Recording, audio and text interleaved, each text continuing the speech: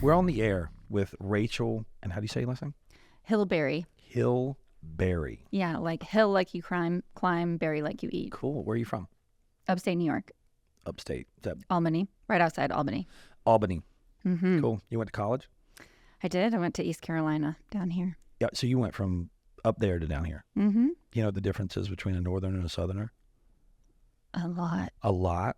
Tell me one thing that you think it resonates with you. How fast they walk, how fast they talk, Okay. how many swear words they use, Yeah. if they hold the door for you. Wait, who swears more? Northern people, of course. Northern people, of course. And when people in the South swear, it's just so lovely You almost, that you almost want to miss ask it. for more. Yeah. too. You're like, Can oh, you say that again? yeah. Oh, God. I never heard Do it. fuck. It's like when Sounds women so say, lovely. bless your heart. That sounds so sweet. It's Aw. not them being sweet. It's No. being like, you're Yeah. cool. You're full of shit. Yeah. Mike has a lot of listeners that are across the pond. So when we talk about this stuff, they kind of really like that. Yeah, it's Oh, cool. weird. I went to Europe and I walked into a shop one day and the dude's like, I know Mike Burke. I fucking listen to his podcast. I'm like, you're the only one listener in Birmingham and wherever, UK, whatever. No, it's all good. Well, then he shared it and it went all around his small town. It did. Now, we found each other through our network of professionals on our Facebook groups and things. It's kind of cool. I share it with everyone and I get usually like one share, you know, usually when I do a podcast, it's great. Me. Yep. Yep. Yeah, I inbox. I literally message and inbox like 200 or 300 people and I get zero response back. Isn't that a lot of how business works? It is. Yeah. But this is not business. People always ask me, why do you do a podcast? And I go, to make new friends. Oh. Yeah. And to learn how to listen. That's the big one. That's very important. Talking a lot is a nervous energy of mine. Mm-hmm. But, all right. Anyway, you know what the difference between a northern and southern is? No. When we retire as southerners, we don't move north. Facts. For sure. That's all. That's the only thing I usually say because our freaking half the neighborhoods that I see are, you know, this guy's a retired cop, this guy's a retired firefighter, this guy's a retired cop. He's from New Jersey, New York, and you just see all these people migrating Oh, down yeah, there. for sure. Yeah. They're sick of the snow. So you went to ECU. What did you study? Well, I went to ECU for urban planning, actually. They have a really good urban planning school, and that's what I thought. Well, originally I wanted to be an architect. What? Yes. Until you figured out how hard it is. So what I did was until I realized I had no creative bone in my body, absolutely whatsoever. So what I did was I loved drafting and I did computer aided design in school and I loved it. And I was like, this is what I want to do. And then along this whole way, my mom is like, this is really not something I think you'll be good at. And I'm like, I'm going to do it. What a really nice way to say, you suck at this. Oh, my mom, she is blunt. I mean, she does not sugarcoat anything. That's an awesome way to say, honey, you're not good at this. We should look at something else. Yes. I mean, You never want to go shopping with my mom because she will really tell you like it. Woof. Yeah. Love it. How tall is she? 5'6". Yeah. Should be fun to people watch with, I'm sure. Yes. She judges everybody. Northern people Southern people do. They just do it behind closed doors. Right. That's right. In polite fashion. Oh, bless her heart. Yeah. Right. Yeah. So you studied, what did you change in Well, when I went to my urban planning freshman year, I went to my classes and I loved it because I was the only girl. And so I felt like I could really excel in a all male situation just because I understood how guys worked. I had always been in a situation where I was either the youngest person or the only female. And so I was like, I can handle this. And what kind of made me switch away from that was we had like a career day and we had urban planners come in to discuss what they did day to day. And these guys came in and they were just the most depressing. None of them smiled. None of them were excited. None of them were like, isn't this so interesting? And this is what you could do, all the thing. And they were just like, oh, they were bored, completely bored. And I was like, I need to get out of here. And I was taking a biology class at the time, which I don't know why I picked that because I sucked at sciences all through high school, like really sucked. And I took biology class and I remember flipping through one of the textbooks for biology and seeing the cell and seeing it broken down, these detailed drawings and explaining like how intricate it is and fascinating. And I was like, that's what I want to do. So I switched over to biology. Biology. Mm-hmm. Garrett, Yes, sir. did you ever take biology in school? I did. I loved microbio. Microbio is so It fascinating. was so much fun, and I actually did really well in that class because it was all memorization. And I actually went back to my high school last year and saw my microbio teacher, and she was so happy to see me. It Aww. was so much fun that, of course, you have that awkward conversation with, well, tell people what it's like outside here. I'm like, stay in. Yeah. Yeah, for What, stay sure. in college? Well, I stayed in high school. Just Yeah. I was kidding, but so it was just kind of cool. And she The just, real world's scary. and I'll never forget those labs and doing all that. Oh. It was that I really liked microbiome because it never changed. A cell has certain components. They make up these reliable. others, and so you always had the same thing with math. For me, my dad was a math major, so he could do things in his head. I can't. I need a calculator for everything. And my dad said, what I like about math is there's only one result. I said, yes, Yeah. but I can find 4 others. Right. He said, well, they're not right. How do you know? Yeah. 2 + 2 can equal 22. You just put them next to each other. So biology. Biology. So what were you thinking? Like you said, oh shit, I like this. This is cool. I want to do biology. Yeah. What were you thinking as a career path? Like seriously. Well, the funny thing is the first thing I knew right away was that I didn't want to be a doctor. So I didn't want to be pre-med. My stepdad's a doctor, and he, at the time, things were starting to move towards being more important, like the insurance, what kind of money you had, what could you pay for, what could you not. Like they started knocking down a doctor visit from like 30 minutes to 10 minutes.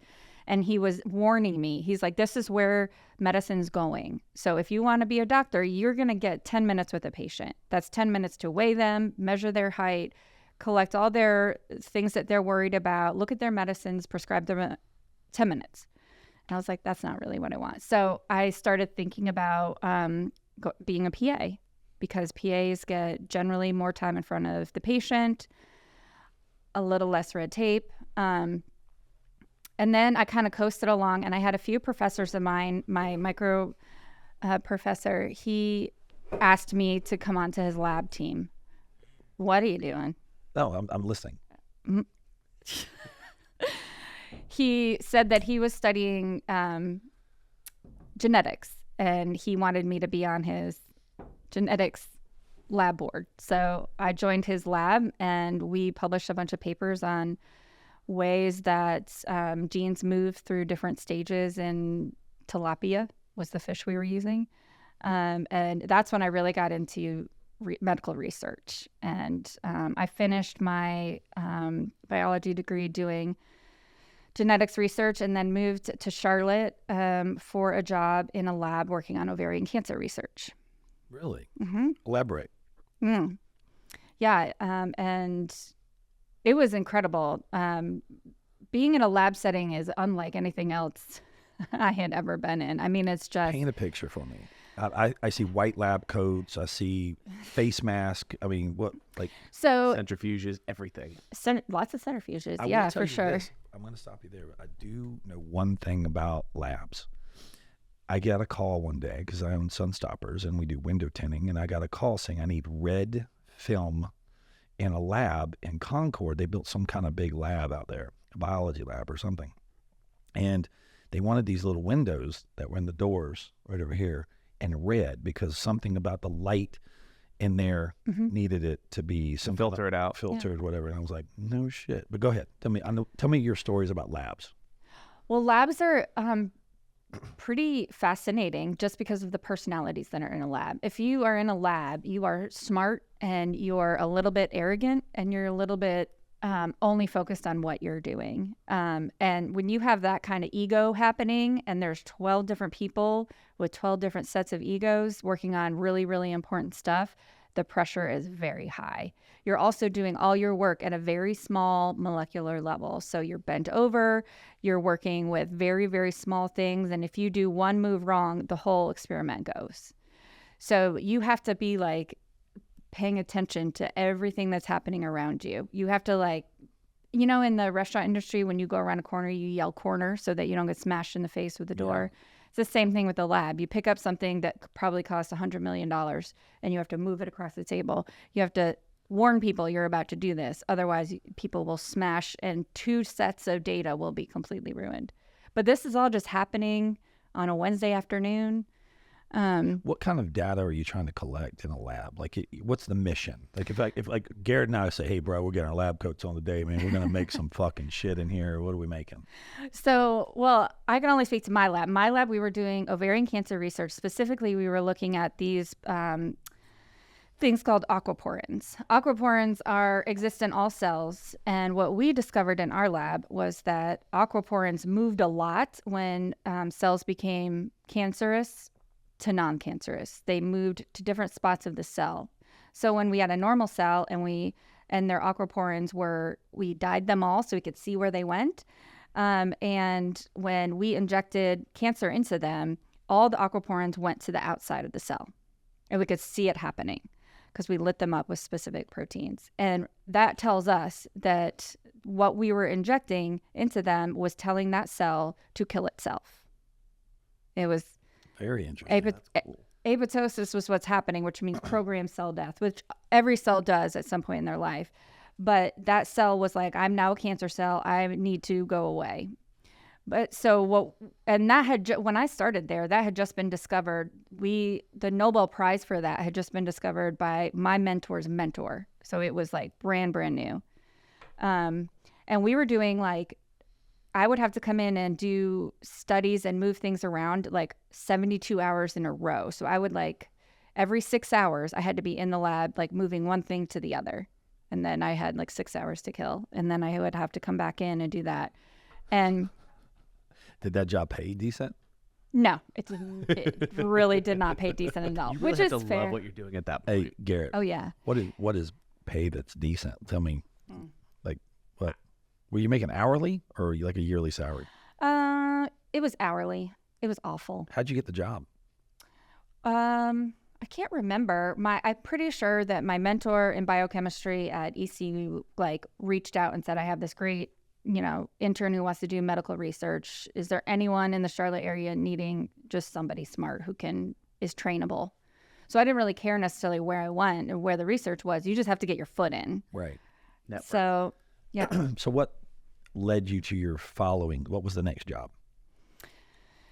The next job was, I decided, I took a year off and sorry, I suck at talking into mics. I took a year off because I couldn't really figure out, how to pay off my student loans, working at a lab and working at a restaurant at the same time. And I wanted to kind of figure out what my next step was. And my mom always told me, she was like, you were a runner in high school and you played volleyball. And what you had to do to maintain that kind of strength was you had to eat the right foods. You had to pay attention to what you were eating. You couldn't just go to Taco Bell and come home, play volleyball for 4 hours and then get up the next day. You wouldn't be able to do. And she's like, you were doing that just like it was second nature, but not everyone thinks that that's second nature. She's like, your understanding just kind of came out of that. She's like, what about nutrition? So I looked into nutrition a little bit. And what I loved about nutrition was that it's basically translating complicated science into words we can have in a conversation. So I know all the complicated science about cancer or whatever thing that I'm managing, and you're, let's say, the patient. I can't throw all that data at you. I have to filter it to make it make sense to you. And I love doing that. To me at least 10 times a day. Filters everything. Talk to me like I'm a 5-year-old. Well, we would all be. Mm-hmm. Yeah. But no, that's very interesting. So you spent a year after your lab days studying nutrition. Yeah. Well, I took a year off because I had to make money because I was on my own. And so I worked in restaurants and did that whole thing. And then I applied for my master's degree at Winthrop and did a 2.5-year master's degree and 1-year internship. Where'd you do the internship? Through Winthrop. What did you do? Well, it was a 6-part internship, unpaid, by the way. I don't know. Unpaid. 50 hours a week, unpaid. Get out. And I did a clinical rotation at Pineville for 3 months. I was in a elementary school scooping out food for them for about a week, you basically in the internship see how many ways you can be a dietitian. You can be a dietitian literally providing food to other people. You can be a dietitian working at a dialysis clinic and speaking to them specifically about their diet. I mean, there's a million ways. And the internship is basically figuring out what you think you would want to do. And it's great because I went into it thinking I want to do wellness. I was like, I want everyone to feel better. And I want to teach them how food is medicine and how you can like make your body stronger by eating these great foods. That's how I imagined it. Are you normally a happy person? Yes. Yeah. Mm-hmm. What makes you happy? Well, Sleep. yeah, sleep makes me very happy. I'm not getting much sleep these days. Sleep. I know you. That's why I said that. This is funny. Just a backstory. Rachel has 2 young children, and they're in their 3 and 6 ages, and they do not want to go to bed. No, they don't. But anyway, They fight it. sleep is very important. So you want to make people feel better by eating better foods. Then Okay. I did. Yes. And that was kind of my first step in. And then this teaches me a lot at that time about how you have to be flexible. Like the things that you want in life change as you go, right? Sure. Like back then, in my 23rd year, that sounded perfect as to what I was doing then. And as I moved forward, I got this clinic rotation in ICU, which is about as anti-wellness as you could possibly get. And ICU. ICU, intensive care, acute care, gunshot wounds come in. How did that happen? Well, you basically, as a dietitian, for your first year, you have to pay dues. And paying dues means you have to work in a hospital and see all the shit that can go down with people for a year. All the diabetics, all the gunshot wounds, all the domestic violence, all the cancer, all the burn victims, all that. You have to see all that so that you can really learn the basics of it. Trial by fire. So basically, you're able to see how to treat each and that way that allows you when you're coming in. You can And after that, Yeah, you can discern like this is for me, this is not for me. So I went into clinicals like this is going to be awful. And then I went into ICU and it was fast-paced, smart people. You couldn't pause before you said anything or you were disregarded, like in rounds. Like you really, if you wanted to speak up, you have to literally speak up over the charge nurse, over the 2, people that are in charge of all the viruses that are happening now in the hospital. It's like a 15-person round. And if you want your voice heard, you literally have to be like, here's what's happening and know what. your shit. And you got to know your shit. And say it. Get your point across. And you have to be ready for pushback because a lot of doctors, until they know you, they're going to push back because you're this little dietitian. What do you know? So you better come prepared to speak to the literature and be prepared to literally email that doctor all the literature in 2 you're seconds. doing this without even going through for an MD. No. Yeah, I don't have an MD. That's what I'm saying. Like Yeah. you hear about this and people going through clinicals and you're going through you're not going for a PhD. You're not going for an MD. You need to do this to be a dietitian. Because when I heard dietitian, my assumption was wellness and telling people how to eat nutrition. I'm at the gym, bro. Like I want to know how to get more protein. Right, in my and- diet. And people will have that assumption. So this is fascinating to me how this is all navigated. Well, that's why I always I'm proud that I'm a dietitian, but I do always kind of pause before I say what I do because it's like I know I'm either going to come back, someone's going to come back with, tell me what to eat. I have to lose 30 pounds. And I'm just like, ooh. So if you can change, sorry, Mike. No, take it over. If you can change the name in which you call your profession, what would, to one word, what would you? That's a great question. Because, dietitian, again, it has such a different meaning to most people. Yeah. What would you say if you could change it and have people understand it? What would you change it to? Well, it would have to be broken down into a few categories. Like what I do now specifically is tube feeding. So I'd be like nutrition support specialist, which was my title after I got through the ICU. I got a special certification to work there. And my title was nutrition support, which means tube feeds and IV nutrition. So I would on my resume and everything, it says nutrition support specialist. That to me makes sense because it's not vegetables and fruit. I'm calculating how many. Basically to sustain someone's life. Yeah. Yeah. That was the happiest I ever was in my career. I mean, I would go home just zombie because my brain did so many calculations so fast because these doctors would say to me things like, okay, well, if you need to get them so-and-so lipids, fats into their body by this because of that, well, how much so-and-so medicine am I going to have to get it? They're asking me. And I would have to know the question. So what I would do, once I learned when I didn't know the question and the guy got pissed at me, I would go back and always know, if I was going to do that again, always know how much this medicine needed to change by how much vitamin C I had to put in there, or how many lipids or grams of protein. So when he got in my face the next time, I could be like, da, da, da, da.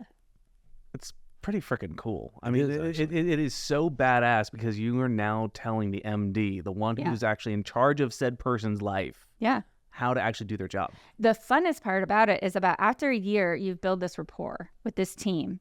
And literally, if you speak up at that point, everyone stops talking and you tell the doctor, this is what needs to happen. And the respiratory therapist does it, and the phlebotomist does it, and the doctor does it. And your job is like, it's like, in the morning, you say that it needs to happen. And by the end of the day, it's done and the patient's doing better. That's freaking awesome. So when you make like a bag for IV, so you make it. Yes. All right, walk me through that shit. Like, I've been in the hospital. I've had many surgeries before. I've had all kinds of crap happen to me. And I know they put the little bag of saline, and the salts or whatever it is, right? But I've never been fed through a bag. Yeah, it's a big deal to be fed through a bag. So walk me through that a little bit. So when you make a bag, walk me through step 1, step 2. Oh shit, there's Garrett. He's fucked up. I gotta go. He needs a lot of fat. He's, So Thanks, this is this is called total parenteral nutrition. Okay. So this you need a special line, a special central port for. So it's a big deal. And literally the line is placed here and it goes directly through your heart. So if you goes through the heart? Yes. The blood that goes through and where the IV is entered just happens to be that the first place it goes to the heart. So if you mess up, here's where it gets dangerous. You can mess up protein and carbohydrates and, that's not great. But if you mess up chloride, sodium, potassium, those are the electrons that turn your heart on and off. Say that again. So sodium, potassium, chloride, those are basically in charge of all cellular. They're like the spark plugs for your. They literally are the electrical currency of your heart. So cool. If I'm responsible for, because he's got let's just say he's starting out with nothing, and I'm putting in what he'll need for the whole day, like that, you could literally, if you get potassium off, they will have a heart attack. No, hands down. That's crazy. Yeah, it's really. Has that ever happened to you? No. Look at that. No, it is. There's so much math because there's about 20 different electrolytes that you have to balance. And you have to know, because like potassium, you put potassium in a bag and that potassium will change, and you could read that lab the next day and you will see how it changed. But phosphorus, you put phosphorus in a bag, phosphorus doesn't react quickly. So you're going to be guessing about what the phosphorus is going to do for the next 4 days. 4 days. Because that's how long it takes for phosphorus to really be representative of how the patient is. See, this is what you learn on Real Talk with Mike Burke. How much phosphorus you need in your diet. Oh, God. Holy shit, man. But it was so... Can we toast to that shit? Here, Sure. have another drink. I mean, what the fuck? I mean, how much phosphorus is in this whiskey, you think? Not much. Vitamin C? Uh-uh. What do you think? None. Anything good? Alcohol content to clear out whatever ails you. I did drink a lot over COVID, and I didn't drink very much at all. But I'm telling you, I never got COVID because You were killing it all. killing all that shit, man. Yeah, that was a really great time in my life where it was a time where I was so good at what I did, where I would, when my friends would cover me over the weekends, they got so mad at me because I would call them and be like, Katie, how is so-and-so's phosphorus? And she's like, what? You're on a date right now. Like, why are you? I was like, I know, but I've been working on his phosphorus all week. And I this was my goal by the end of the week. And then she's like, his phosphorus is 4.5. And I'm like, yes. Is that good? 4.5? I think so. I've lost a lot. I've lost a lot of that knowledge now.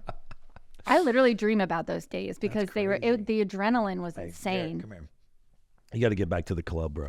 Come on back. Here, pour you some of this. So just so you know, we're drinking Hooten Young Barrel Proof, aged 15 years. And Garrett shot it. He must have had a bad day or something. He's shooting this stuff like it's water. But anyway. Yeah, I know. It's a busy day. Did you say Tuesday? No, it's Wednesday. Yeah, you're off. It's all good. You lost a day. But that's cool. You go on a date, hang out with whoever, and you'd be texting the nutritionist or the nurse. Dietitian. Oh, so when there's always one there. Yes. Okay. Yeah. So in your ICU or hospital. Yep. So when you leave, Always. you're not like the only Yeah, one. we leave, someone comes in. Got it. And you were like, hey, I was the phosphorus man. She was like, I'm not telling you. I was like, well, then I'll leave and come to the hospital and go look in his chart. And she's like, you're a psychopath. That's crazy. But like the amount of effort it went in to like the mind work and the equations and stable. everything to get it right, it was like, it meant a lot to me. So who did you help the most in those situations? What type of patient? Heart attacks? Well, we saw a lot of heart conditions that were, well, on the weekends especially, we covered the heart intensive care unit. Okay. So these were guys that had like triple bypass, and we, the next day we would come in and they would be like just 40 stitches up and down. And then that was where our coverage was mostly on the weekends, because there's not as much going on the weekends. But during the week we were in the ICU, which was basically the ER. You bring them into the ER, they patch them. So like the main problem that comes into the ER, right? So that's usually gunshot wound, trauma, whatever. They fix that. And then they just send them upstairs to the ICU to basically fix all the other things and all the problems that were created by the patching of the problem. Got it. So most of our patients, 99% of them were intubated. So depending on how fast their heart rates were going, we were not providing as much CO2 or oxygen. I mean, it was like minute by minute. These nurses had 2 patients a day, which is very low for a nurse. And they were busy all day. They never sat down because things just changed all the time. Yep. And a lot of medicines have fat in them. So if they start propofol, which is a really common drug to be used, and that has fat, it's basically fat. And so if I have a patient that's getting propofol, I can't put as many lipids into his TPN because then.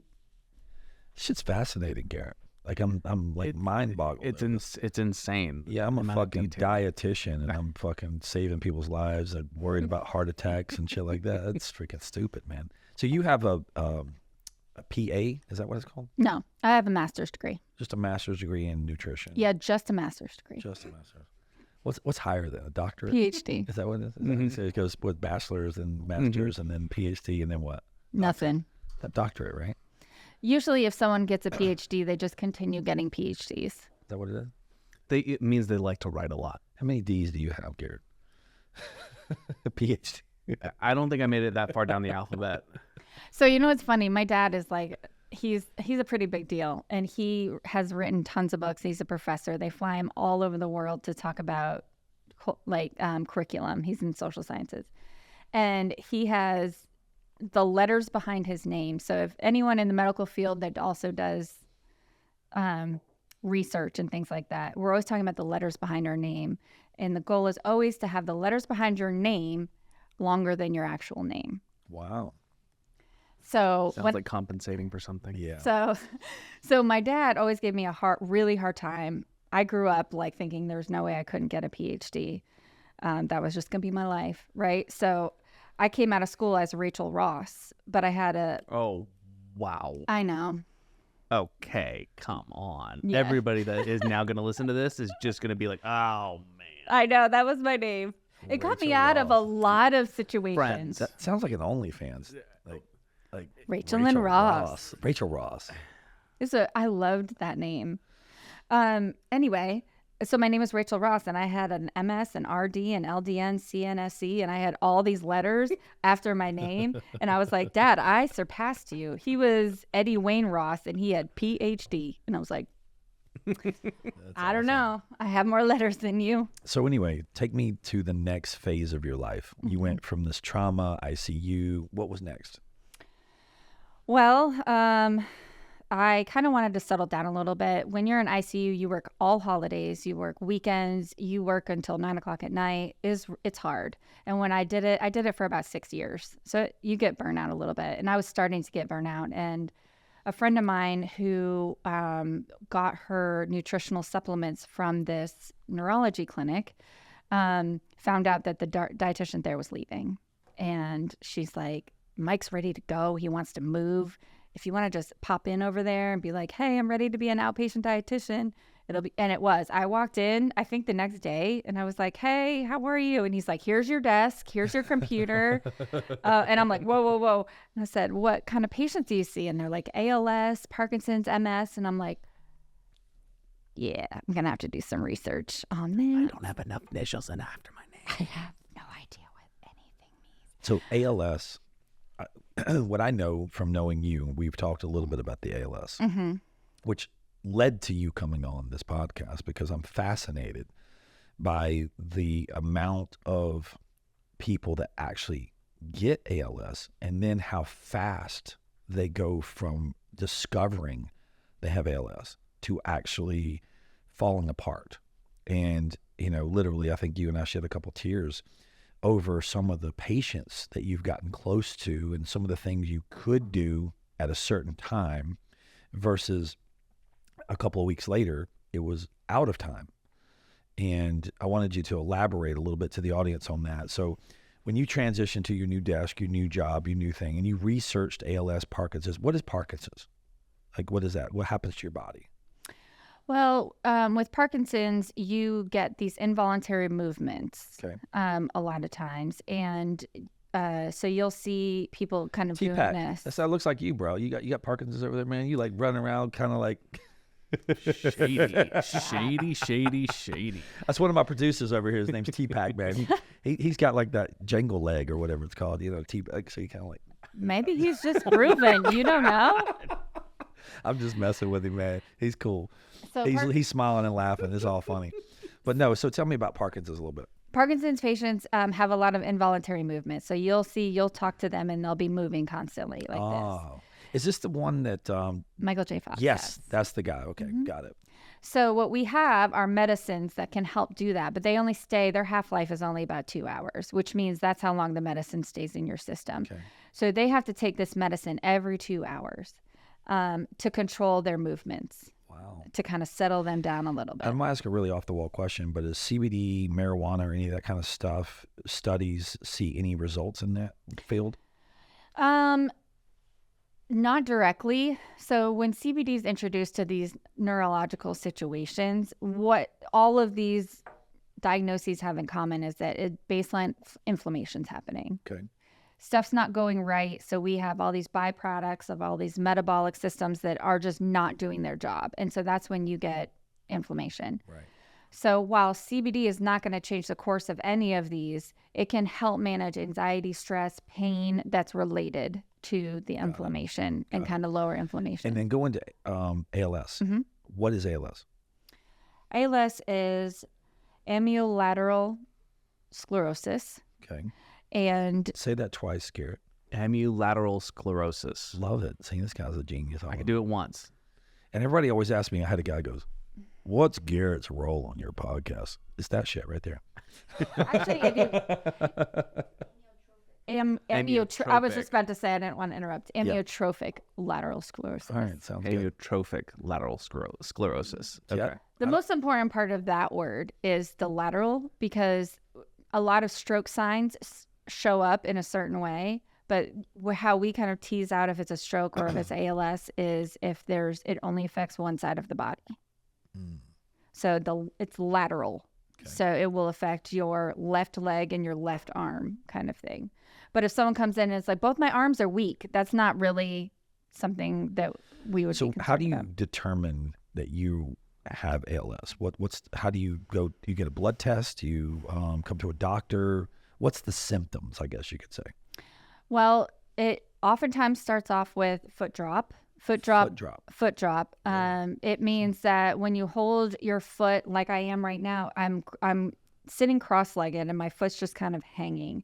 But that's not even neutral for my foot. If my foot were to completely let go of all the muscles in my foot, the toe would be pointed towards the ground. So when we have our legs down, our foot's like this. Yeah. And what she's talking about is if it just... Yes.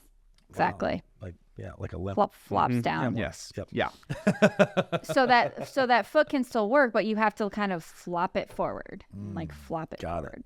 So what they see usually and how they explain it is they come to us, I've been falling, I've been tripping a lot. And then the second thing generally is hand weakness. Hand weakness. But the thing that's really, really challenging about ALS is that it presents in a million different ways.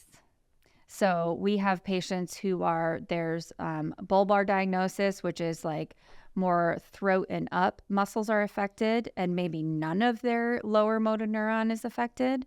So they're walking around looking very normal, but if you try to talk to them, their voices will be slurred. They won't be able to swallow. You can have people who can't walk at all, but can speak normally. So it presents differently. What's a lifespan? 3 to 5 years. So Garrett, After diagnosis. after diagnosis, 3 to 5 years. Yes. How does it increase? Like you get ALS and like you die in a year. Like what speeds up that? Well, if you are very young, unfortunately, this is one of the most tragic parts of it. If you're very young diagnosed with ALS, we had a 23-year-old last week, which pretty much was devastating. When you're young and get diagnosed, you die real fast. What's real fast? Within the year. Wow. And then if Do you get tell them that? yes. And how do they take it? We actually just had a patient last week who was from the Ukraine and had just escaped Ukraine. And he came here for a new life, and his whole family is still in Ukraine. And he came here and he delivers pizzas for Domino's. And he thought because he was really depressed that his hand was getting weaker. And he ended up at our clinic and he got diagnosed with this most horrible thing in the whole world. What's he doing about it now? Like, what's the treatment? Well, he is right now, he's kind of got a little of both. So he has hand weakness and he's slurring a little bit. So he has a little bit of 50-50 from the top to the bottom. We're going to do our best to set him up really well, but he wants to go back to Poland where his sister is and go there. Got it. Because there's no family here. What can he actually do to prolong his life, or even nothing? Like zero. Wow. Yeah. And why did he come to you guys? Like just because you diagnosed this type of thing? Honestly, I think it was just because he was in Charlotte and he Googled like ALS clinics and here we were. Really? Where's the office? It's right up the street from CMC Main or Atrium, the big hospital. So he knew he had ALS or symptoms for it? A neurologist told him that we think that that's what it is. And Okay. if you have it, this is where you need So to go. the first thing that one would do, like myself, if I Mm-hmm. was to start seeing some symptoms, Googling it, go to a neurologist first, Mm-hmm. and the neurologist would send you or refer you saying, hey, I think you have ALS, you need to go get tested. What's the test? How do you test for it? You get an EMG, What's which an is EMG? done. You lay on a bed and they put needles in you. It's kind of like dry needling if anyone's had that. Yep. And what they do is when they stick the little tiny needle in you, they see if your neuron reacts to it. Okay. And they do that all over your body. Got it. And you either show signs or you don't show signs. Yep. But at our clinic, if you come in and speak to one of the people that work at our clinic, we can diagnose you within 10 minutes by just speaking to you. We've done it for so long. You can just tell. Mm-hmm. Wow.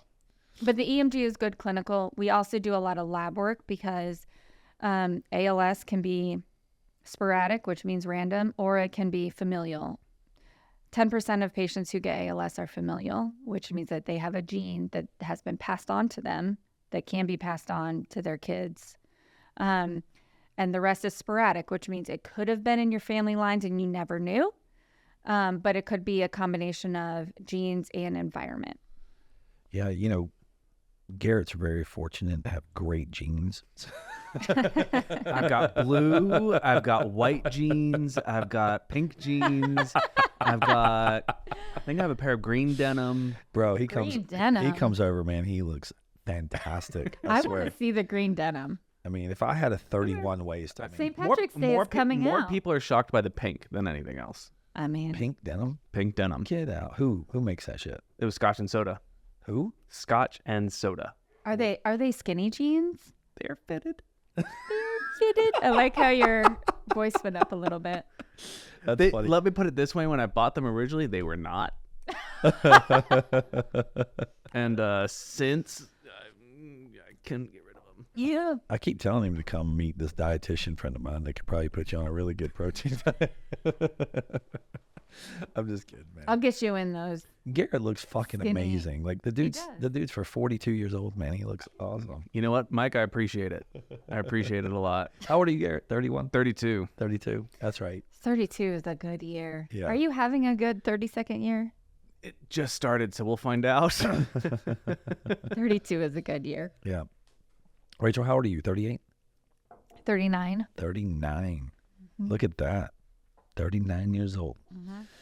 So when you get a diagnosis, walk me through. I just came to your clinic. I just got my needling and my verbal test. And you look at me and you're like, this fucking guy now has ALS. Yeah. How do you tell someone they have ALS? What's the protocol? Like, do you go through step 1, step 2? Like, okay, this is what's going to happen to you. This is what is going to happen to you in 6 months. And this is what's going to happen to you in a year. And if you don't do this, this, or this, you're going to have a fucked up life. So walk me through. You just found out. We're having a meeting right now, you and I. And I'm like, fuck, really? I just found out I got ALS. The first thing that has to happen is that you have to read the room. Okay. You have to Explain that. understand. What does read the room mean? Like read me, my emotions, my tension. The my whole room. family. If you have family in there, if you have your wife in there, if you have kids, whatever. Hopefully they're not there. Right. But you have to kind of Set really the tone. prep. Prep, see the tone. Got it. Yeah. And some patients you walk in and you introduce yourself, and I'm obviously not the one giving them the diagnosis, the doctor is. And you have to, in my opinion, you have to deliver this news in 800 different ways. You know, there's people that come to us that know that they have ALS. And they Deep can, down, and they can know. handle it. Or they already know. They're prepared. They're prepared. Some aren't. And some are not, and some are not, and some are just gonna deny it till the day they die. Right. And so you have to walk each of those patient environments. You have to represent what they need. So you have to be a chameleon because how do you learn how to do that? you have to just be thrown into the fire. And you just learn it. You just learn it. ICU, I'm sure, trained her to do a lot. Yeah, you have to be confident in what you know. You have to be confident that you're smart and that you know this shit and that you can. Honestly, with the people and the human connections, that's just something across the line I've always been good at. I've always been good at like seeing my friend's not okay. Let me go check on her. Right. Or this doesn't seem like it fits right. I've read rooms Sure. because I've had to. Right. Growing up, I had to read rooms. Where was I safe? What was I going to do? How was I going to make my dad not mad? Sure. Right. Yeah. And so when I go into Garrett does that all the time. All the time. So like when I talk to in ICU, when I talk to these big scary doctors who are legit yelling at me about giving their patients vitamin C the day after they get heart surgery, and I'm like, please don't give them vitamin C that day after their heart surgery. We need to wait 2 or 3 days because that is going to interact with this and this. I had an argument with a surgeon who makes a whole lot of money one time at the nurse station. And he had this heart patient, and he came in and he was like, why is there not vitamin C ordered on my patient? And I'm sitting there like typing. I knew that was towards me, and I'm just like, maybe he'll go away. And I turned around and I was like, there's no evidence-based literature that says that will benefit the patient. He's like, well, I want vitamin C written for my patient because it will heal his wound faster. Said vitamin C in this capacity doesn't actually heal wounds faster in cardiac patients. And he just like, and I would not, I said, if you want to write it, you can. I will not write this order. And like the whole nurses station was just like looking at me. There was like nephrologists and immunologists. Everyone was just staring at me. And I was like, nonchalant. So you're I was like, getting I'm not, mansplained by a doctor. yeah, I was like, I'm not going to back down because this is why I'm here. I'm here to help you provide the patients the best care. And my job is vitamin C. He knows his shit. You know your shit. He did not like that. Yeah. Nobody likes that. Mm-mm. Anybody in an authoritative position doesn't like anybody challenging them. But that's where I like shine.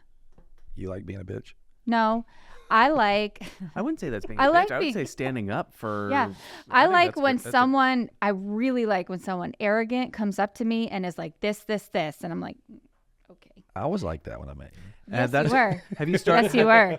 Have you started saying, "Oh, bless your heart"? You're Aw, not going to bless. do that. You know what the thing is? She put me right in my fucking place. I will admit if I don't know something. Yeah. And I think that's also a strength, Right. you know? I don't know shit. I But just this hired is Garrett, does this everything. is like my bread and butter. This is like what my brain knows most. That's And I was awesome. like, you asked me to help you with your patient. This is how you can help. Well, I don't want to do that. So I'm going to switch gears just a little bit. There's an emotional side of this. Mm-hmm. I've seen it. Tell me about that. Well, yeah, our ALS patients will die. I've been doing this 10 years and I've seen lots of people die from it. How does that affect you? It didn't affect me as much as it does now. Why now? I don't know. I don't know if it's because I have kids. I was just going to ask, was it after you had kids? Yeah. Yeah. I've you had, value life a little more. I value life differently. I see it differently. You said the average lifespan of someone who, from diagnosis, 1 to 3. 1 to 3. No, and 3 to 5. 3 to 5. So I'll give credit where credit's due. Audrey texted me that Stephen Hawking had ALS. Yeah. Lived to 55 years past his diagnosis. Yeah. What are some things that people can do to try and prolong to get to that longer 5 or edge further than that? So I don't really like to say this, but this is something that we talk about kind of off script a lot in our community, which is that ALS is a rich person's disease. If you have money, if you have means, you can live long. Really? You can live a long time. What tell me, is there more medicines, more nutrition? No. So what happens is, so for him specifically, he had a speech therapist. He had a wheelchair that could get him in and out of any building he wanted to get to. He had doctors that worked with him one-on-one. Right. And this is In who? our ALS. This is the Hawkins guy. Stephen Hawking. He's Stephen one of Hawking. he's the most brilliant genius. Yes. Like NASA uses him and stuff like that, right? Yeah, he was. He's His the guy in the focus, wheelchair that He walks died. around. Correct. He's dead now, Yep. though, right? he focused on black holes, which is insane. Right. It's So he was like amazing. NASA. I remember Yes. NASA space. Yeah. Got it. But this is what I find interesting is that his whole thing showed that while the muscles are dying and the face and the body is kind of shrinking down and is becoming smaller and useless, the brain is fine. The brain is fine. Right. Brain continues to work. Cheers to that. My brain fucking works. So while he's sitting in his wheelchair, he's typing up essays with his eyes because his eyes at the end were the only thing that he could move. That's incredible. AI came out a little too late. I bet if AI was around 10 years ago, Hawkins probably could have worked with AI. You think? Like tapped into his brain or something? Because I think they've started putting chips in brains now, right? They started to like, Yeah. yep. Did you see, I don't know, do you watch Instagram or Facebook at all? So I was watching something about the Tesla robot guy, Yeah. or whatever. He was like fighting and doing all this kind of crazy shit, and the AI guys. And I'm like, holy cow. Like, we're about to have an army of AI soldiers. It's a little scary. It is, isn't it? Mm-hmm. I'm not scared. I don't want to fight. I'll let them do it. Work it out. Well, even back to that movie that was out forever ago, I, Robot, Yeah, with Will Smith. it's coming. That was like the beginning second of one people like opening their eyes to being like, Yeah. oh, this It's could go coming. really bad. Yeah. Yeah. But the thing is, what I wanted to touch on earlier is something that I know is very hard. You have kids, and you changed your perception of how you handle this with people that die. Before you had kids, it was just a job. You were coming in, doing your job, and you were emotionless or you were less. And now being married, Mm-hmm. 2 kids, and I don't want to elaborate a lot, but you just lost your father as well. Mm-hmm. And that's probably going to affect you and your job a little bit as well. Mhm. And how long have you been doing this particular job now? 10 years. Do you think that when you did the ICU and the trauma Mm-hmm. that you reached a level of burnout? Yes, Are you starting to get there now with this one? possibly. Okay. What would be next phase? I don't know. I honestly think about it a lot because, first of all, when I went into my career, like as a 25-year-old, I went into my career thinking like I would always have a job, a Right. full-time job. Right. I would never be part-time. I would never be stay at home with my kids. Like my job is where I get my energy. It's Sure. where I get my independence, my Yeah. self-confidence. Yeah, you fuel off of people a little bit. Yeah. But you're also split. You're kind of 50-50. Right. You read a lot of books. You like being alone. Yes. Yeah, but you also fuel yourself in the fire to Yeah. to shine in that environment. So you get fuel from both places. Yeah. So when I went out on maternity leave for my first baby, they brought me in and they're like, just to let you know, when you come back, you're only going to be part-time. Oh, so the job you have now is now part-time. Yes. So how do you get back to full-time? Do they even You know? don't. You're Wait a minute. I sense a lawsuit here. I know. Yeah. HM can do that. Basically what they do is they cap you out. They're like, you can do no more growth. We'll give you like a couple $1,000s each year. And that's it. But my salary will never go up. That's So wait. So are you at the same salary you were at full time, and you're just at part time hours, or are you No, I'm at part-time salary. yeah. Garrett, after maternity leave? Garrett, when you go on maternity leave, you're coming back. At least I know now. I can't. When I went out, I was on full-time. And when I was about to come back, they were like, by the way, that's going to be part-time. How? That was not my choice. Yeah. So you're gonna get a new job? No. Do you want a new job? Do you want to do No. something different? I feel like in the past 2 years, I'm like itching Yeah, I can tell. because my personality is like, I don't stay in one place for long. Right.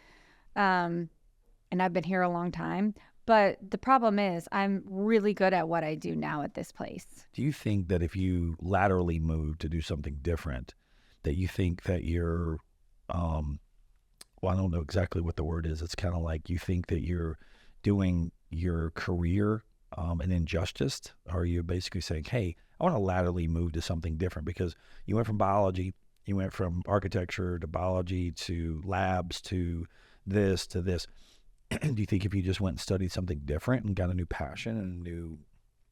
So last year, I actually looked into being a genetic counselor. Ooh, And what does that mean? my Sounds sexy. Garrett, She's making designer babies. Garrett, I'm a genetic counselor. What the fuck is that? My goodness. So with a lot of the diseases that we manage at our clinic, Yeah. they are passed down through genes. Okay. And unfortunately, our denim. patients, not denim, Just making sure. Your body double genes. helix genes, Okay, cool. Yeah. no one explains to them what that means. No one explains to them, like, if mom has this gene and dad doesn't have this gene, what does that mean to the kids? And if the kids have this gene, who's walking the kids through what that means? The dominant or recessive or That. Mm-hmm. So my provider he's not my boss. My boss is a nurse. But he's like our kind of leader, medical provider. He really wanted a genetic counselor. So what he really wanted was a genetic counselor and a dietitian in one perfect package. Explain what do you got to do that? Another master's degree. How long does that take? 2 years. You can do that shit. I could, and I looked into it, and I actually got into a couple schools and everything. Does it pay more? Not much. Really? What No. pays better? PA. Well, then do that shit. That takes a lot more school. You can write prescriptions and everything. Here's the problem with that is my husband's in the Army. And so right now, any Army stuff that happens is going to collide with any sort of school stuff that I want to do. Bullshit. Mm-mm. Really? Yep.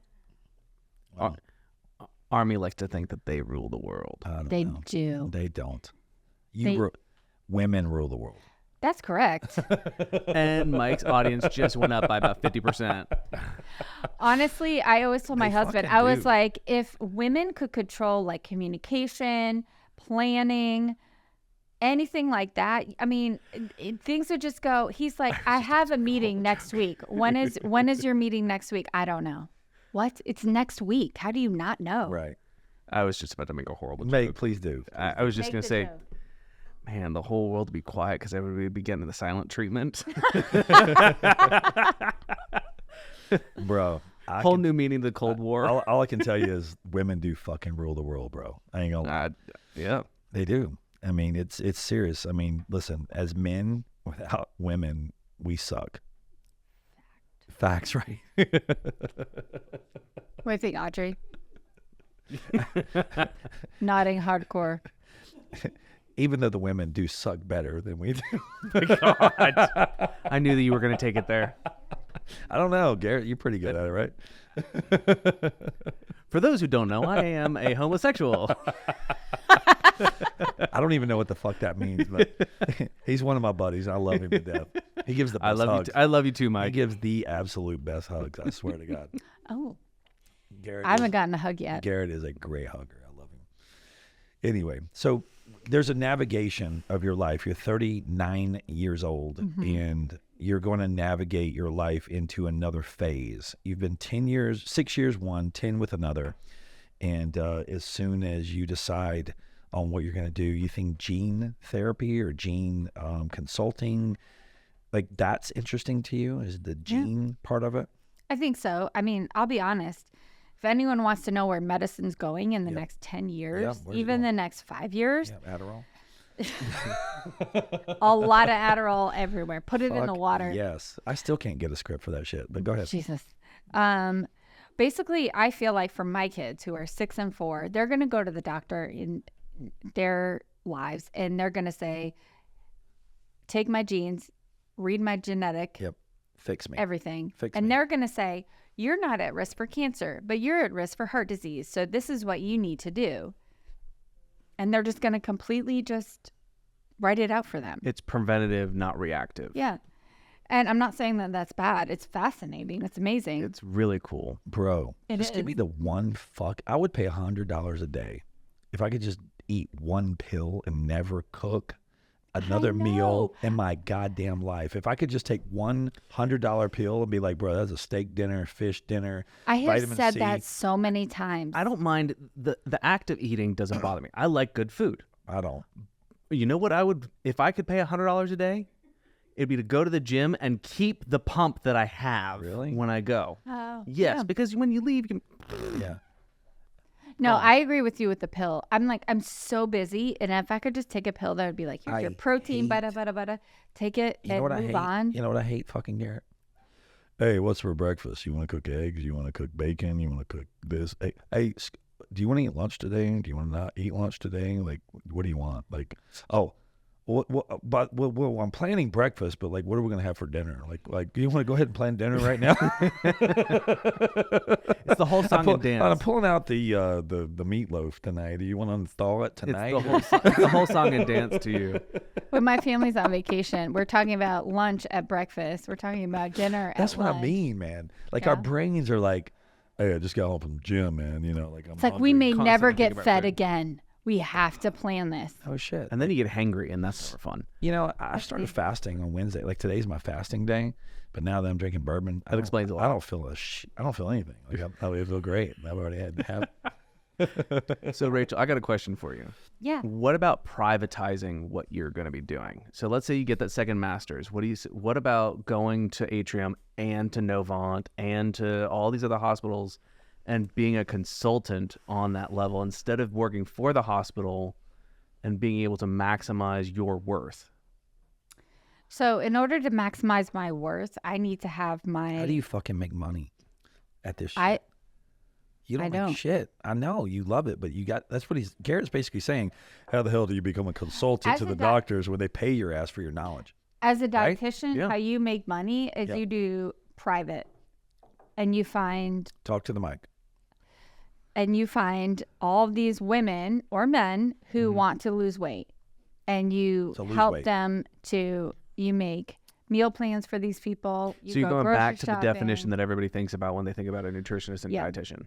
That's what a dietitian means. But that's not your passion. That's not my passion wanna write at a all book? whatsoever. You wanna So write a that's book? why I'm asking, like, how No. do you keep the passion for the ALS, for the MS, because we've talked about this a little bit, and make it so that you are utilizing this knowledge, and as I said, if you go through with the second master's, so that you can not be part-time, but you end up being valued. I'm pretty valued. Well, I what will say, let me tell you this. At my place, I'm the only dietitian there. I wasn't saying you weren't valued. No, Let me I know. let me No, I know. restructure that question. Go ahead. So how do you allow, or how do you make the financial valuation of your knowledge match the value that you feel when you're doing that. That's or at least get fucking close. great, bro. That was beautiful. That was poetic. That won't happen. That won't happen within the atrium. Really? No. So you work for Atrium? Yes. So that's what I was asking. So if it's a you clinic, advertise it. but it's a separate clinic, not the hospital. Yes. Okay, so it's like a satellite. Yes. Oh. So Atrium, Novant, I mean, even what used to be Baptist, I think is now Atrium, up in Winston-Salem. They buy a lot of the small independent doctors' offices and they conglomerate them into this one. Would the hospital going back be full-time again if you had to go back to the hospital? Would it pay more? Like ICU and all that kind of shit? Would that be more exciting to you to go backwards and do that? The pay more would be questionable, but it would be more exciting. Yeah. You seem like the type of person that wants excitement, though. Yeah, that would be thrilling to me. Like, I feel like Justin, my husband, if he sent me to an ICU and be like, manage this shit for 48 hours, and I would come back and I would have so much energy and I would be just so, like. See, that's the thing I want to see right there. That passion, that excitement, the fireworks. Then you just fucking do it then. Yeah. Justin is one of my buddies. I love Justin. He's awesome. He is awesome. And he has said that to me before, like, why don't you go do that? Follow your passion. See, Garrett found me, and I'm now his new passion. So but hold on. That's exactly right. But hold on. More on that later. Love him. Wait. There's something to be said about these patients that come in to me with ALS that need guidance. They need somebody to walk them through it. It's really, really, really hard. So you never got to the steps of like what step 1, 2, 3. Don't talk about the audience. Don't talk about reading the room. What are the fucking steps? Like, so I just found out I got ALS. Okay. Tell me the fucking 5 things I need to do. Well, you need to not lose any weight. No. Okay. So Garrett, no losing weight. Okay. I got that covered. Okay. What's going wrong with your body? Is it I can't feel my fucking left arm. I have foot drop and I can barely talk. Okay. Well, Audrey's like, yes. I was there. Okay. First thing that you need to do is make sure that your PT says that you can do all the exercises. I can do all the exercises. Okay. He signs off Not losing on it. weight. You need to stay at your weight. Stay at my weight. Not lose any weight. Okay. The important thing is that you drink water if you can, Okay. if you can swallow it. Yep. That's important. So when you say swallow it, and the only reason I know this is because we now have good discussions. What happens to your throat muscles with ALS? It starts to close up a little bit. Well, those throat muscles die because they're not getting communication from your brain. So they're dying. Yes. Okay. And how long that can happen quickly? Or Yes. Got it. Okay. And that's one thing that you and I elaborate with. So step 3 is 1, don't lose weight. Step 2, what's step 2, Garrett? Talk to PT. Talk to PT. What's 3? Drink a lot of water. Yep. What's the next one? If it's safe for you to drink a lot of water, Okay, drink a lot then of what? water. Well, then what you need to do is, this is going to take a curveball a little bit, but the number one thing I would recommend people to do in this situation is to get your paperwork in order. What's paperwork? You need to make sure that you know who's in charge of you if you can't communicate anymore. Garrett. Got it. If you can't communicate, Audrey just got up and walked out. Pull the fucking plug. Go if ahead. you can't communicate, you need to designate who is your person. Got it. Yep. They will speak on your behalf. Right. Because that can happen within a week. I have medical power of attorney for my parents, and I have all their everything, their whole life. Like I am my fucking parents. Like I'm my mom and my dad. If I get pissed off at them, I literally can put them anywhere in the world and say I am them. Right. It's cool, but it's all right. I won't.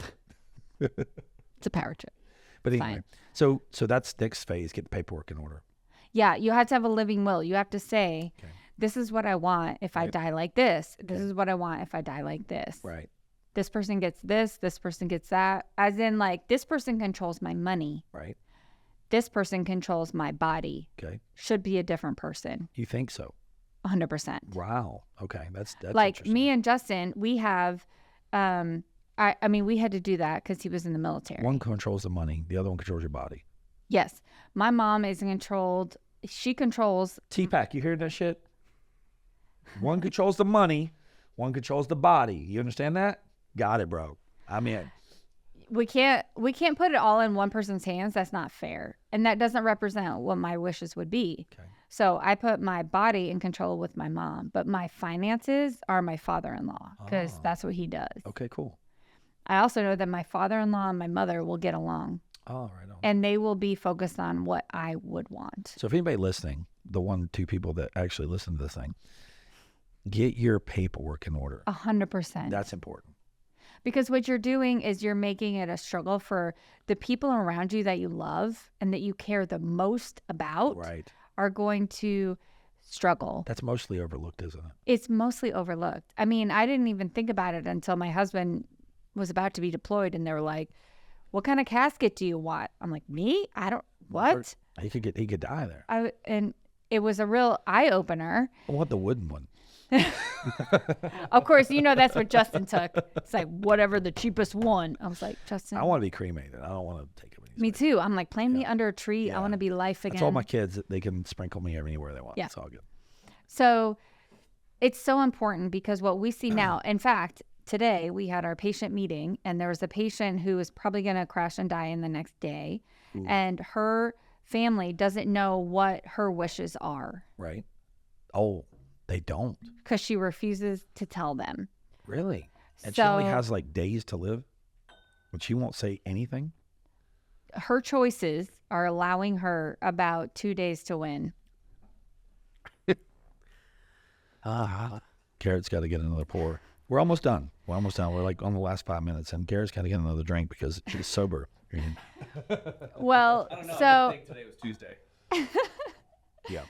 So all right. Hey guys, come here. Seriously, let's toast. Come here, Garrett. Let's have a toast. Seriously, I'm gonna have a toast to Rachel and Garrett. And here's the thing: let's take a toast to all the ALS patients that have lost their lives, because it's something that you cannot predict. It doesn't matter how healthy you are. It doesn't matter how much you work out. It doesn't matter. It doesn't discriminate. It doesn't. It does not discriminate. You could be Indian, black, white, purple, yellow. Yeah, all the colors. Pink. Yep. Green. Yes. It doesn't care. Well, let's have a toast to those people today. Cheers. To all those. And I don't know, I am going to sponsor Houghton Young Barrel Proof. Age I like 15 it. is fucking good. I like it. I really do too. It's really good stuff. Anyway, Audrey really likes it. She's already got like 4 pours. But anyway. It's a very serious face on. So it's very emotional. And when you go to step 5, which is the paperwork, is there anything after that?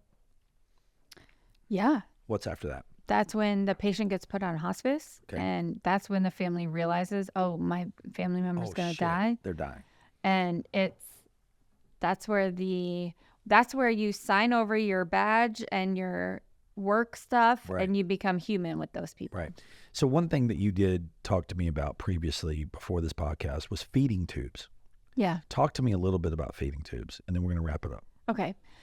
Well, feeding tubes, when someone's having a hard time chewing, or they're not weak enough, or they're not strong enough to swallow food, they're not getting their nutrition. And not to cut you off, but the reason why they cannot chew food and eat is because those muscles. Those muscles are wasted away. They're wasted because your brain in the ALS is not sending communicating signals to your throat to swallow. Yep. So you're basically.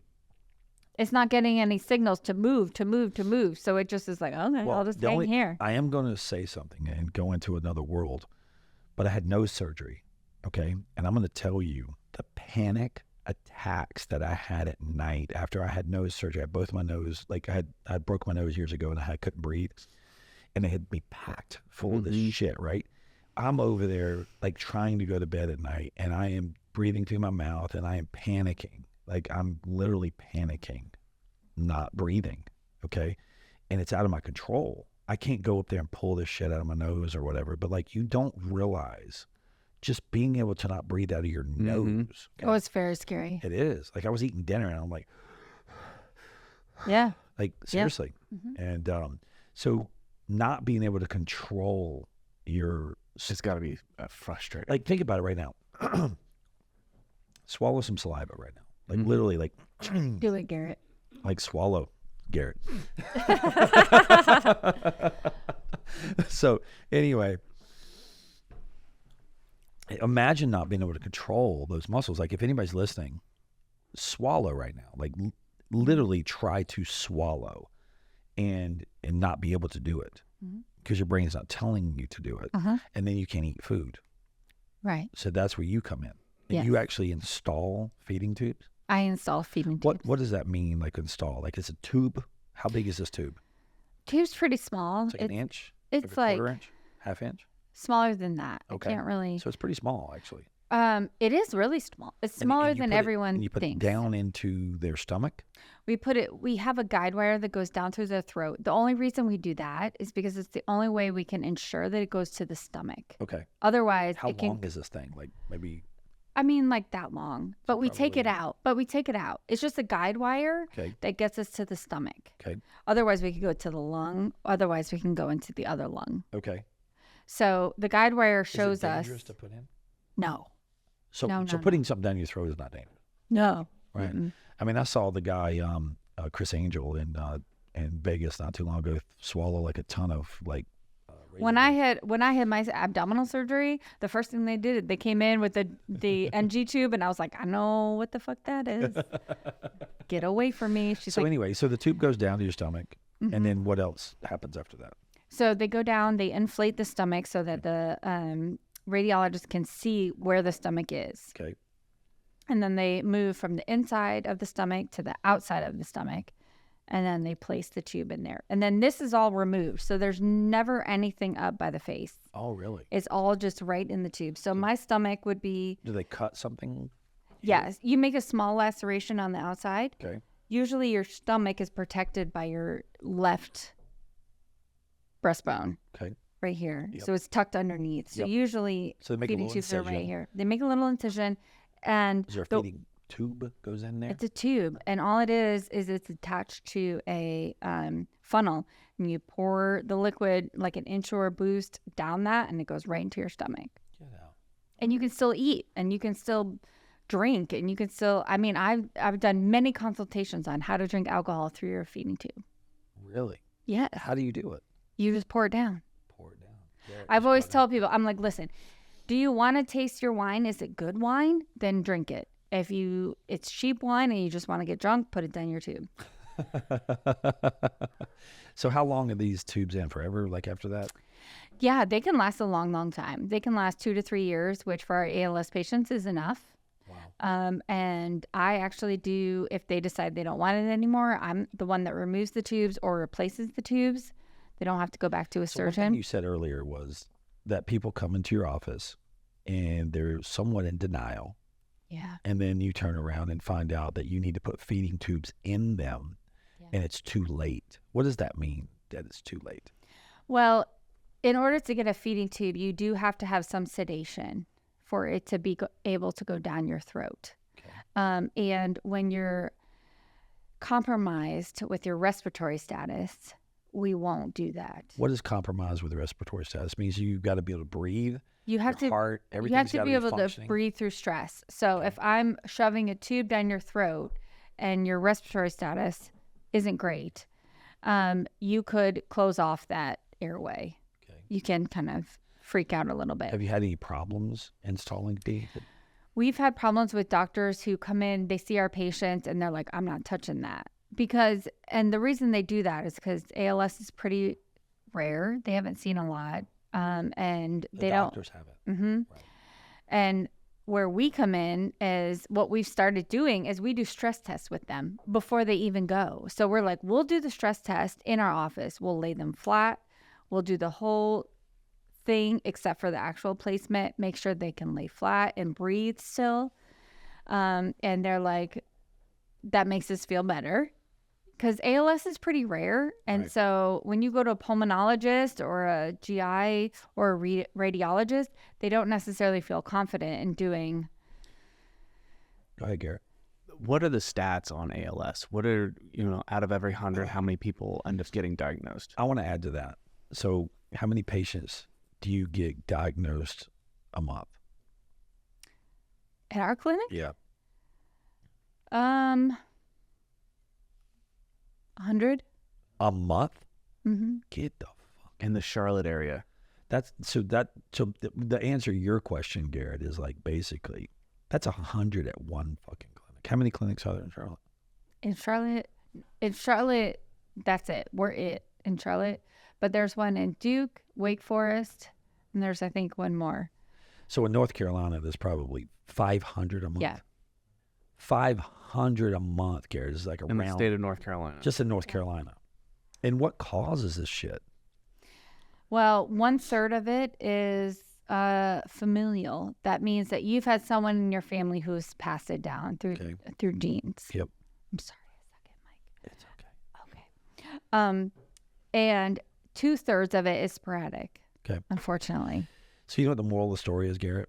What's that? Live your fucking life like it's tomorrow. Today. So at 500, let's just say, give or take a month, that's 6,000 a year in the state of North Carolina. Okay, times 52. Was it 51 year? We have 51 states. Was it 50?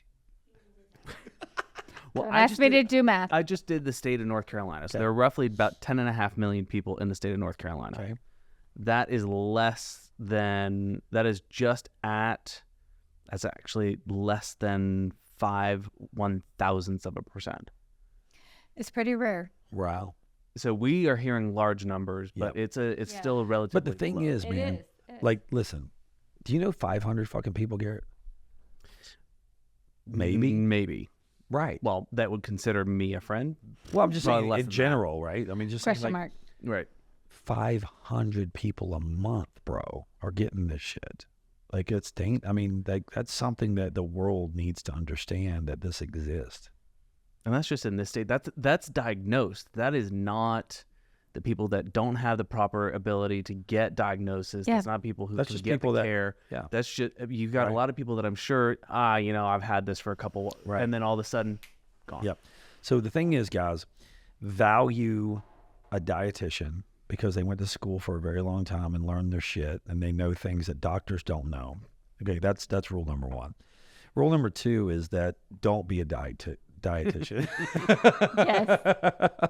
If you want to change someone's life or improve it, if you want be a dietitian. If you wanna- don't want to make a lot of money, Yeah, you want to. don't be a dietitian. Exactly. Go into real estate. You'll be fine. Yeah. So, anyway, we're gonna wrap up the show. Thank you, Rachel. The knowledge is incredible. I literally get very limited time with you, and the time I do get with you, I literally blow my brain out because of all the things you talk about. Garrett, anything you want to ask? This was awesome. It was really cool, really, right? really cool. This is cool. This is a cool podcast. Something because different. It's something fucking different. You don't own a little business and, hey, I got employees here, I got employees there, whatever. So it's literally life-changing shit. Get your living will. Find out who the fuck's in charge of your body. Find out who's in charge of your money. Yeah. Okay? If you're going to die within the next 1 to 3 years, find somebody who's in charge of your body. Find somebody who's in charge of your money. Okay? Yeah. All right? That's rule number. Please do. Right. Please do. That seems to be the biggest problem. The other thing is, thanks for coming. And I know you're nervous to be coming on here, and you've gotten a little buzz now. You actually have a twink on your ear. You're good. We've been drinking bourbon, and you either drink tequila or bourbon on the Real Talk with Mike Burke, and we drink bourbon today. We did. Yeah, thanks for coming, and hope everybody learned something. And thanks for tuning in to Real Talk with Mike Burke and Garrett. Garrett, thanks for coming on. You're awesome. I love you, bro. Love you too. And, we're good. All right. High five. See ya. See ya.